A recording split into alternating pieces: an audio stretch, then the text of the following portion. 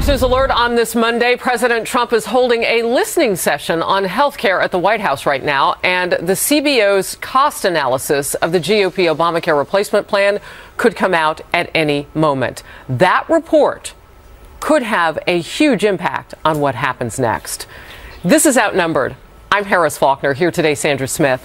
Meghan McCain, host of After the Bell on Fox Business, Melissa Francis. Today's #OneLuckyGuy, Fox News senior judicial analyst, Judge Andrew Napolitano. I wish I could put my arms around everybody on this couch. You're outnumbered, though. I'm happy to be that way. We're happy to have you. We have so much legal to break down. We do. You're right on time. Yeah. A pleasure to be here. All right, let's get to the news. Ready. The federal bean counters, as they call them, at the Congressional Budget Office are set to tell us how much the GOP's health care plan will cost and exactly how many people it will cover. The Democrats already are warning that millions of people will be cast off their health care plans. But Republicans are downplaying the significance of what the CBO may find, saying it's gotten things wrong before. The CBO was right about Obamacare to begin with. There'd be 8 million more people on Obamacare today than there actually are. So I love the folks at the CBO. They work really hard. They do. But sometimes we ask them to do stuff they're not capable of doing. Meanwhile, one of the founders of the conservative House Freedom Caucus, Congressman Jim Jordan, still is not on board with the GOP replacement plan. Bottom line, if this is the plan that you have to vote on the House floor, where will you vote? What will you vote? I don't plan for voting for the plan as introduced by the Speaker and what went through the committees this week. Again, went through the committees. Not one single amendment was allowed to be offered. That's not how the process is supposed to work. So you'll vote no on this plan? I'm not for this plan, and I think there's lots of opposition to this plan in the House and the Senate. But the president says he believes Republicans are making great progress on replacing Obamacare. The president tweeted this morning, in fact, Obamacare is imploding. It is a disaster, and 2017 will be the worst year yet by far, ! Republicans will come together and save the day. All right, so that list of Freedom Caucus members, you might be on it along with across the House. In the Senate, Rand Paul. I would be with the Freedom Caucus members. I believe that this is an inadequate negation of Obamacare and an inadequate replacement. There's no obligation in the Constitution for the federal government to make health care available for anybody. The best thing the federal government can do is stay out of the business. Let the individual states regulate it and promote the free exchange and free choices of consumers and investors. But if you are going to replace it, you ought to replace it with something like what the Republicans sent to President Obama a half dozen times, which he kept vetoing, which was a total eradication of Obamacare with no penalties for failure to have health insurance and a radical reduction in the federal micromanagement of health care. All right, so you caught the Speaker of the House there, Melissa, because I saw you kind of look up. He was dealing with that issue. Well, why aren't more people going to be covered? Why are some going to fall off? That was kind of a nuanced answer, I thought. And in the fact that, well, you know, we're not mandating it. So obviously more people won't be covered. I think it's totally accurate. I also think that the CBO is going to come out with a score saying a bunch more people won't be on. And that's going to play poorly in the headlines. There is no way to dress that up effectively to most of the population, even though what the Speaker said is correct. And not only that, the CBO does get everything wrong. I would pile on. They said the Medicaid expansion would be $42 billion by 2015. It's actually much higher than that, 62% higher, in fact. I mean, they're off by more than 50% in all their estimates as we went through what they originally estimated for Obamacare. But nobody's going to want to do that math when it comes out, and they're going to have to wear around this mantle that it's going to cover fewer people no matter how they parse it. Well, Sean Spicer was put in an interesting predicament last week when he was asked about this in the White House press briefing room. You know, so are you discrediting the CBO? Does what they say not matter? And he said, of course that's not. But in this case, looking back at how they scored Obamacare, it wouldn't exactly deem them the most important analysis of this particular plan. That's effective. I agree with everything you're saying about the CBO. This is the Congressional Budget Office. This is a nonpartisan entity in the government that basically tells Congress how much is this going to cost and how is it going to work financially. And they're not always accurate. They're economists, and they're making a prediction. And they probably are going to predict, the numbers I saw this morning on Varney, 10 to 16 million people losing their health care. And the former head of the CBO said it's going to be on the higher end. So, Meghan, a couple of things, and we anticipate getting pictures at some point of the president, but he's getting an earful right now from people whom he's decided to meet with to give him an idea of what Obamacare has done and where it's been successful and where it's failed mightily in their lives. As we get that video and that tape play out, we'll bring it to you. But that's interesting because he promised that everybody would have health care. The president talked about universal health care. In fact, if you look at the bullet points of what he wanted, they don't really line up with what's in this bill. So politically, what does that mean? Well, this is a complete and total ideological battle. I watched Rand Paul on Face the Nation over the weekend, and the comment I found most fascinating that he said, because he was obviously defending the Freedom Caucus, defending the fact that he doesn't believe this is a binary choice, that you're either with Paul Ryan or you're with the Democrats. He doesn't believe it's this cut and dry. He said when he talks to Paul Ryan, he gets one type of answer, and when he talks to Donald Trump is a lot more open to negotiating and talking with people in the Freedom Caucus. So there's clearly some kind of breakdown in power right now. And I think Paul Ryan, last week when we were on the couch when Paul Ryan was doing his PowerPoint, I know that's something some people responded to. I know you liked it, Harris. I didn't think it was a great way for him to communicate the bill to the American public. And right now, Paul Ryan is saying it's a big tent party. We're all going to have to come together to negotiate and make this work. And I just don't see, I continue to not see after watching Rand Paul, I continue not to see how we can meet in the middle on this. One second, but anytime you have people clamoring to know the details, and we can make all sorts of guesses about how all those people ended up at the town halls, but the fact of the matter is they did. The president's talking and getting an earful right now. Reference to bloodbath was massive losses of Republican members of the House and the Senate if they don't adequately replace Obamacare. So that was a political. But do you correct. think I fully agree with what you just said. And quite frankly, and I know the speaker's not going to like what I'm about to say, he sounds more like Mrs. Pelosi when he's basically saying, take it or leave it. No amendments. It's this or nothing. The president of the United States is the greatest deal maker in the land. He is the first person to want to say, okay, Rand Paul, okay, Freedom Caucus, how you do what deals, changes do you need? That's how you do business. I mean, it's always good cop, bad cop. I mean, you have somebody in there saying, no, it's this way or the highway, and then you have the other person who comes in and says, listen, all right, so you think ultimately they will compromise? I do. I think they'll compromise. It does have. And Sandra, isn't it true that it's always darkest right before the light comes out? I mean, that's just in life. Is that factual? But if you want to get to a deal, I mean, that sounds like wishful thinking on the part of the Republicans right now. But Donald J. Trump's last tweet: "Obamacare's imploding. It is a disaster, and 2017 will be the worst year yet by far. Republicans will come together and save the day." You do sort of get that sense, and I think you did a really good job, Megan, kind of showing that Donald Trump seems more open than Paul Ryan at this point for negotiation. It is very rarely that I would take the side of the Freedom Caucus over Paul Ryan. Just ideologically, I'm not in the same vein that you are, Judge. But I do think a lot of these. I am always next to you. Ideologically, some of these politicians are not going to be able to go home to their constituents and say, "We promised to repeal and replace, but we have Obamacare light." Yeah.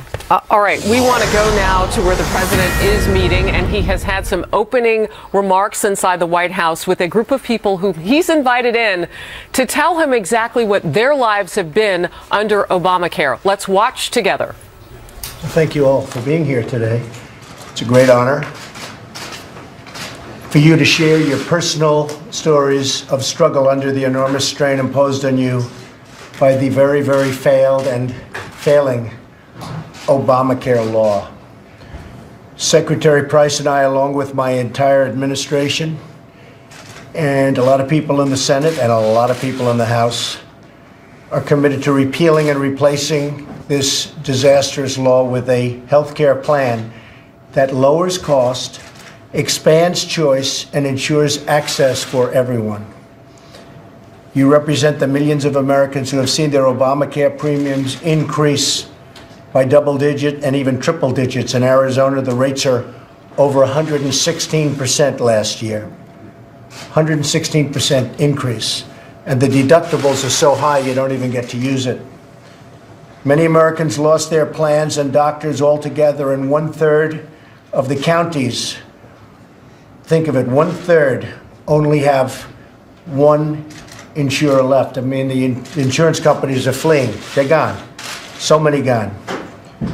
The House bill to repeal and replace Obamacare will provide you and your fellow citizens with more choices, far more choices, at lower cost. Americans should pick the plan they want Now they'll be able to pick the plan they want. They'll be able to pick the doctor they want. They'll be able to do a lot of things that the other plan was supposed to give and never gave. You don't pick your doctor, you don't pick your plan, you remember that one. We're not going to have one size fits all. Instead, we're going to be working to unleash the power of the private marketplace to let insurers come in and compete for your business. And you'll see rates go down, down, down, and you'll see plans go up, up, up. You have a lot of choices. You'll have plans that nobody's even thinking of today. They will have plans that today nobody has even thought about, because the market's going to enforce that with millions and millions of people wanting health care. More competition and less regulation will finally bring down the cost of care, and I think it'll bring it down very significantly. Unfortunately, it takes a while to get there because you have to let that marketplace kick in, and it's going to take a little while to get there. Once it does, it's going to be a thing of beauty. I wish it didn't take a year and 2 years, but that's what's going to happen, and that's the way it works. But we're willing to go through that process. Working together, we'll get the job done. And I have to say this just in closing, and then I want to hear some of your stories, and we'll let the press stay for your stories if you like. But the press is making Obamacare look so good all of a sudden. I'm watching the news. Looks so good. They're showing these reports about this one gets so much and this one gets so much. First of all, it covers very few people, and it's imploding. And 17 will be the worst year. And I said it once, I'll say it again, because Obama's gone. Things are going to be very bad this year for the people with Obamacare. They're going to have tremendous increases. And the Republicans, frankly, are putting themselves in a very bad position. I tell this to Tom Price all the time, by repealing Obamacare, because people aren't going to see the truly devastating effects of Obamacare. They're not going to see the devastation in 17 and 18 and 19. It'll be gone by then. Whether we do it or not, it'll be imploded off the map. So the press is making it look so wonderful, so that if we end it, everyone's going to say, oh, remember how great Obamacare used to be. Remember how wonderful it used to be. It was so great. It's a little bit like President Obama. When he left, people liked him. When he was here, people didn't like him so much. That's the way life goes. That's human nature. The fact is, Obamacare is a disaster. And I say this to the Republicans all the time, by repealing it, by getting rid of it, by ending it, everyone's going to say, oh, it used to be so great. But it wasn't great. And I tell Tom Price, and I tell Paul Ryan, I tell every one of them, I say the best thing you can do politically is wait a year, because it's going to blow itself off the map. But that's the wrong thing to do for the country. It's the wrong thing to do for our citizens. So with that, I'd like to introduce some of the folks, and you could say a few words about your experience. All right, so the president there not mincing words at all about what he says needs to happen next. He says that Republicans all the time, by ending it, he says, everyone will say it used to be great, but it wasn't great. And then he laid down the gauntlet. Best thing you can do politically, he's telling his Health and Human Services Secretary Tom Price and the House Speaker Paul Ryan, the best thing you can do is wait a year, going to blow itself off. And then, of course, you had his tweet from this morning that talked about Obamacare imploding if they simply do nothing. That is a huge price to pay, but he's laying it out. But he also wants to do what he has said since the beginning, and that is hear from everybody. So now he's going to have that listening session, and it is open to the press. I'm sure those stories will come out of that room very quickly and be repeated. Let's bring it out to the couch here. So, Melissa, you were feverishly taking notes. I was taking notes. I was laughing because when he said it's going to be one of those things that now, it's so great and reporters are remembering it as such. I was having a conversation with a doctor recently who was saying, what about the people who are going to be thrown off and that, it's terrible. We have to keep Obamacare. And I said, oh, so you accept it at your practice? What is that like? And she said, oh, no, we don't take Obamacare. We can't afford to because the reimbursement is too low. Mm-hmm. So she was advocating for something that her own practice wouldn't accept because they, quote, couldn't afford to. And it reminds me of this whole argument where now all of a sudden it's sounding like it's so great, but when you really drill down on the individual details with people, the idea it's imploding, that's a mathematical term. The death spiral, that's a mathematical term. Death spiral is. It's not an exaggeration. That's when it's, bottoming out. It's going in on itself because the insurance won't sell it.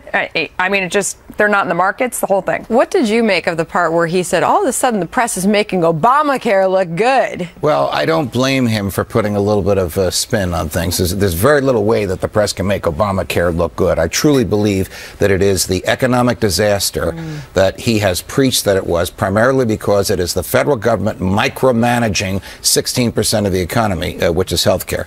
And I understand the spin that he puts on things, but I wish he had addressed two things. Okay. One, there is a mandate in this proposal. Yeah. If you lose your insurance, if you drop your insurance, when you go to get it again, you pay a $3,000 fee to the insurance company. This is another reason they're in favor of it, not to the federal government. Why should you be penalized? Because the government wants you to have insurance. Why does the government want you to have insurance? Because it's part of their plan for micromanaging. The other issue I wish he had raised, which has got the small government people up in arms, is giving tax credits for people who can't afford health care. Sounds like a nice thing to do. What does that do?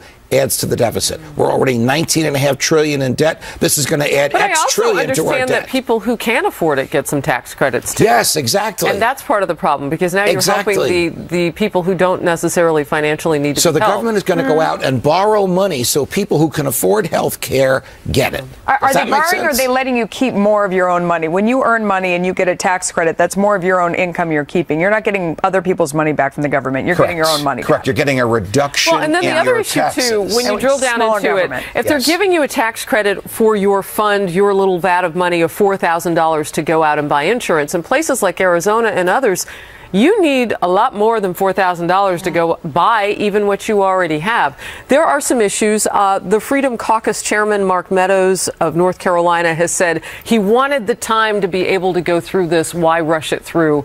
It's an interesting question. Tom Cotton said the same thing. Yeah, it's an interesting question. All right, we'll move on. A new fallout over President Trump's claim that his predecessor wiretapped his phones during the election. House Intelligence Committee leaders are demanding the Trump administration now turn over any evidence of that wiretapping. And the deadline is now. It's today. The latest on that. And the White House also is not ruling out the possibility that forces within the government are working to undermine President Trump. We'll talk about it. Stay close.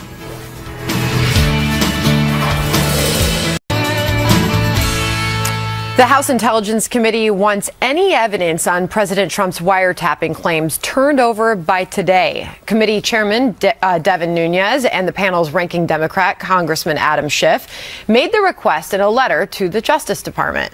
Meantime, White House counselor Kellyanne Conway is backing up claims she made to a paper over the weekend that people should think beyond wiretapping when it comes to surveillance. She says it can be done through phones, TV sets, any number of ways. Conway was asked about those remarks in an interview this morning and if she was talking about Trump Tower.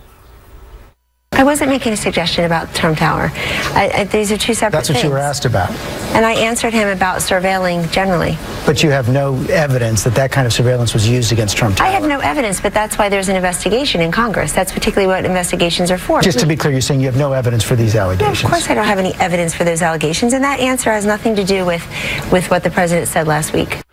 Meantime, Senator John McCain says President Trump could clear all of this up in a minute if he just picked up the phone and called the Director of National Intelligence for proof. He says the American people deserve to see the evidence if it exists.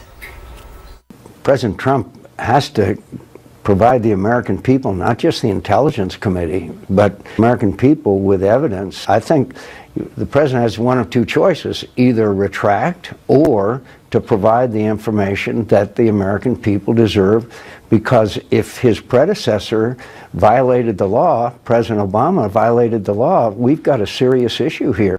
All right, so Senator McCain clearly, Judge, calling on the president to turn over any evidence that you had to, you base those claims on, should he? I'm entirely with Senator McCain, not because his daughter is my colleague, but because I happen to agree with him and because what he's saying is correct under the law.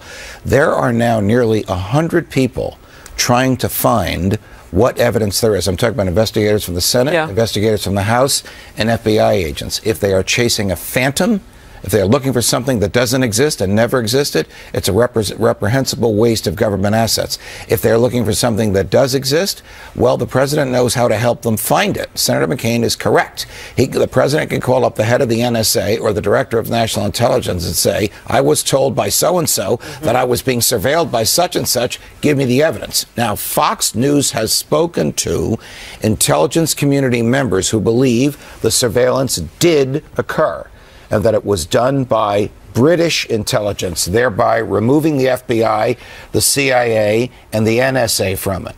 So when Jim Comey and John Brennan, former head of the CIA, and James Clapper, former director of national intelligence, told the president-elect at the time they knew nothing about it, they were telling him the truth.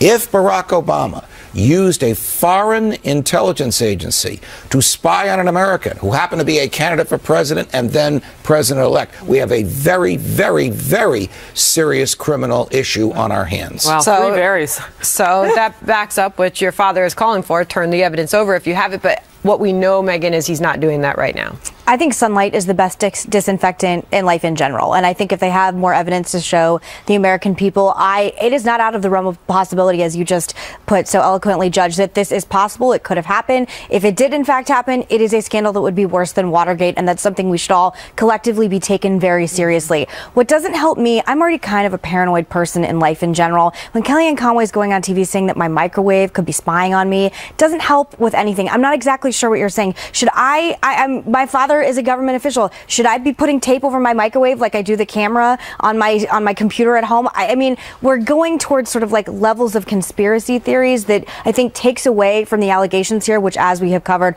are very grave and very serious. Well, I mean, that's what the Internet of Things is all about. All your appliances at home connected to the Internet, and then anyone can hack into any of them and turn on whatever device there is. I just have a normal that's microwave. real. I just think that's right. Yeah, we don't have the high-tech microwave yet either, as well. I just think so. Something happened because there were all these leaks of conversations. People know about conversations they shouldn't know about. Yes. And it's just a question of how are those conversations getting out, those leaks? Who gathered that and who shared it? That's the very basic thing underneath all of this that we need to know. And kind of the top level back and forth is distracting from these leaks are coming out of stuff that happened that no one should know about. And how is that happening? Why are people listening to these phone conversations? I'm just curious about consequences. So if the president has proof, what are the consequences for former President Obama? And if he doesn't, what are the consequences for current President Trump?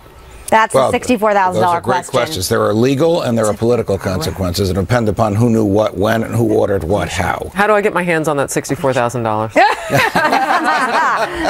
You'd have to share it with us. All right. I love sharing. All right, we are tracking a major blizzard, by the way. Nothing out the windows yet. A powerful storm set to slam the Northeast. It could bring whiteout conditions and more than 2 feet of snow in some parts. Plus, U.S. Attorney Preet Bharara is claiming he was fired after refusing the Attorney General's request that he resign his position. But the Trump administration says it was just following standard procedure and that Bharara may be making a bigger deal out of this for his own political gain, whether he is, and if the mainstream media is overblowing this too. Fox News alert for you now. We are awaiting a White House press briefing just minutes from now, and there will likely be questions on the latest fallout from Attorney General Jeff Sessions asking for the resignations of the remaining 46 U.S. attorneys who served under the Obama administration. This, as U.S. Attorney for the Southern District of New York, Preet Bharara, is claiming he was fired after refusing to resign. He issued a statement saying he'd met with then President-elect Trump in November and believed it was agreed that he would stay on. The ranking Democrat on the House Oversight, Congressman Elijah Cummings, suggesting that Bharara's departure could be about thwarting a possible investigation. The president was saying that he was going to keep the U.S. attorney there in New York, and then suddenly he's, I guess, changed his mind. I'm just curious as to why that is.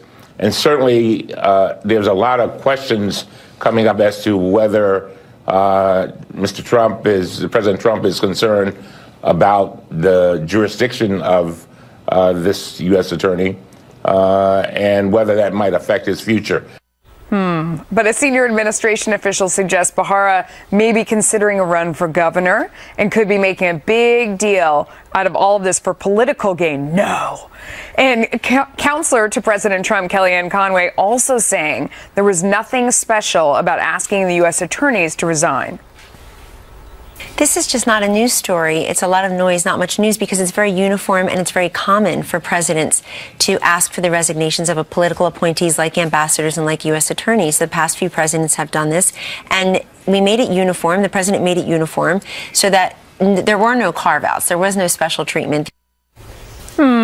Okay, so what about this allegation that Preet Bharara was looking into something on Donald Trump and that's why he fired him? I think it is so highly irresponsible of Congressman Cummings to inject that into the debate without any specifics. But I do think I know what he's talking about.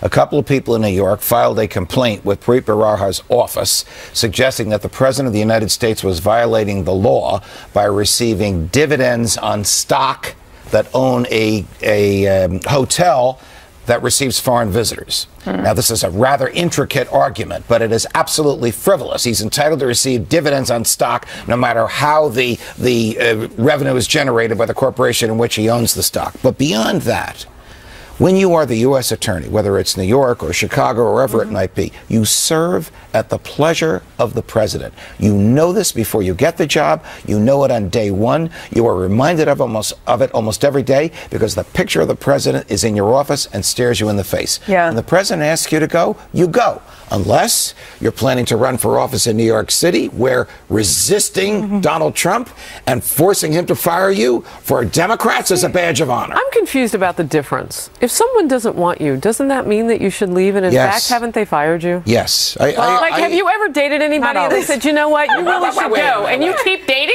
them? I'm not going to tell you about my dating. I'm not going to tell you about my dating habits, but you can. No. I'm not asking. I mean, it was a hypothetical. Okay. But is there something to know? No, I'm kidding. It's also the man's catchphrase, "You're fired." But you know who else knows what you're saying? True. Maxine Waters. Listen to this. As we understand it, the protocol has been that U.S. attorneys would hand in their resignations and would give the new administration an opportunity to make new appointments. We don't see that happening quite fast enough. I'll defer to the judge. I mean, what she said is true, but the shoe was on the other foot at the time she was saying that. She was saying it in March of 2009 when then newly inaugurated President Barack Obama wanted George W. Bush's So historically US speaking, this isn't too unusual. No, but I have never seen such a big deal made of it. This happened on Friday. Here it is Monday afternoon, and we're still talking about it. Why are people in the media so obsessed with this then? Because there's allegations going around that Bharara, because he was close friends with Chuck Schumer, that's why Donald Trump wanted to fire him. In order to needle Chuck Schumer, as Kellyanne Conway pointed out, every single sitting U.S. attorney was asked to resign, which is the same thing Bill Clinton did and Barack Obama did. There was no singling out of Preet Bharara because he's a protege of Chuck Schumer. It is not historically unprecedented, as you said, which is why I've been confused by the fallout over this as well. Likelihood he ends up running for some kind of office here in New York City. Bharara. I think he probably is going to run for office, and I think he's probably using this as the linchpin of his campaign. Firing U.S. attorneys happens every time the president changes. Yeah. There you go. Absolutely. All right. I think we settled it's just now. Hey, look, I wanted to look back through Maxine Waters' Twitter feed from That's the yesterday. last time we agreed with Maxine Waters. Well, she said, and this is just one day ago, she tweeted this out yesterday morning, Stone, Manafort, Flynn, Sessions, Tillerson, Ross, Cohen, Page. What she's saying is they will all lead to Trump's impeachment. This kind of talk. Wishful thinking. She's obsessed with his impeachment, She though. really She is. talks about it all the time. Nothing's happened. This is, again, very, very That was going to be my point. Yes. It's like when you hear that kind of talk, how much do you take it seriously? And There she you has go. the freedom All of right. speech, but I this think- kind of speech gives cover to bad people. There you go. Members of the Trump administration raked over the coals for meeting with the Russian ambassador during the campaign. But now comes word from the Kremlin. The Clinton campaign did the exact same thing. No. So will the mainstream media go after her as well, or does this put the story to rest? We're going to talk about it.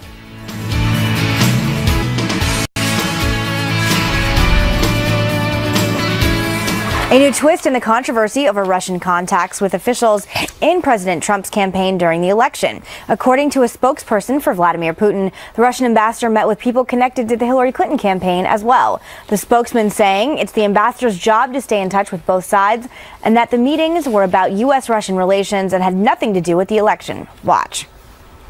If you look at some people connected with Hillary Clinton during her campaign, you would probably see that he had lots of meetings of that kind.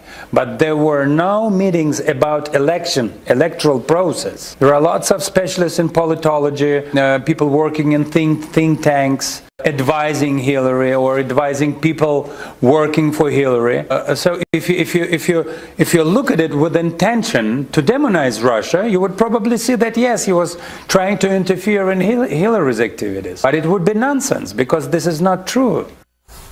Judge, I'm going to start with you. Should we believe a spokesperson for the Kremlin on anything? Well, I don't know that we should believe him, but let me lay down the law. Explain the law if I could. There are two potential legal issues here. One is communicating with the Russians so that they will use their computer cybersecurity skills to affect the outcome of the election. That obviously would be a crime by any American who did that. The other is the one that General Flynn got in trouble for, although I don't think he committed the crime. Purporting to conduct your own foreign policy by attempting to change the foreign policy of another country toward the United States. That's a crime.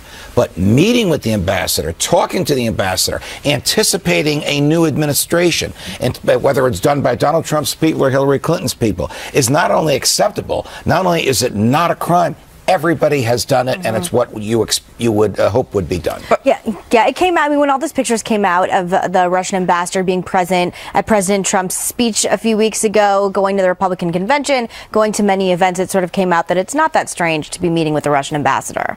But if their intention was any different than what you just laid out, Judge, then we would be talking a completely different story, right? Absolutely. If the intention of meeting with the Russian ambassador was to facilitate Russian cyber attacks on the electoral system, to impair its integrity, to cause one side to win over the other, we have a very serious criminal act. So based on, and if we were to take this spokesperson from the Kremlin at his word, does this change anything?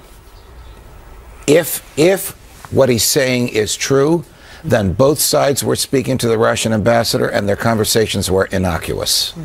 There you have it. You know, I thought it was interesting. Last night we saw from the New York Times that there were certain Democrats who might want to just walk away from this whole thing if there's no there.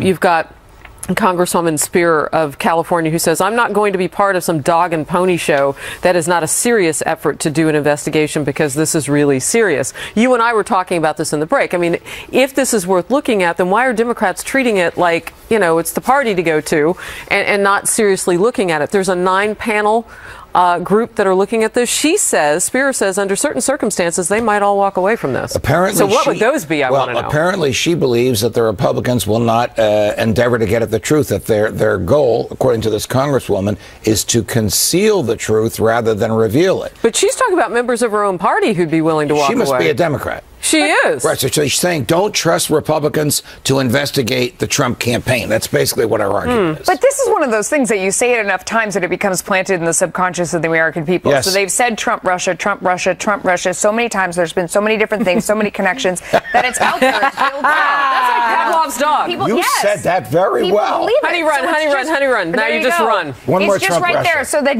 no, because then it'll be locked. You know, no.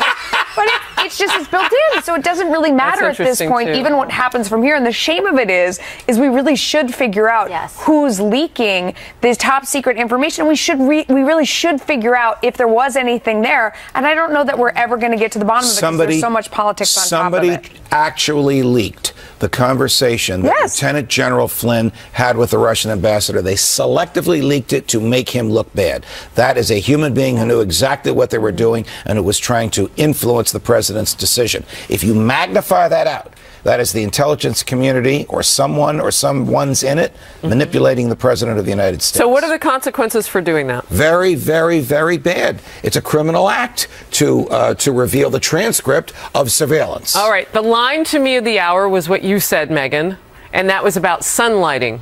Sunlight being the disinfectant, yes. Right? Mm-hmm. So we need some sunlight to see what really happened. Yes, we do. Trump, Russia, Trump, Russia. The ACLU holding a nationwide training session this weekend aimed at encouraging organized resistance to President Trump and educating attendees on their rights as protesters. Watch. Let's do this together. We need you to be protagonists in this struggle. We'll do the work in the courts. You do the work in the streets.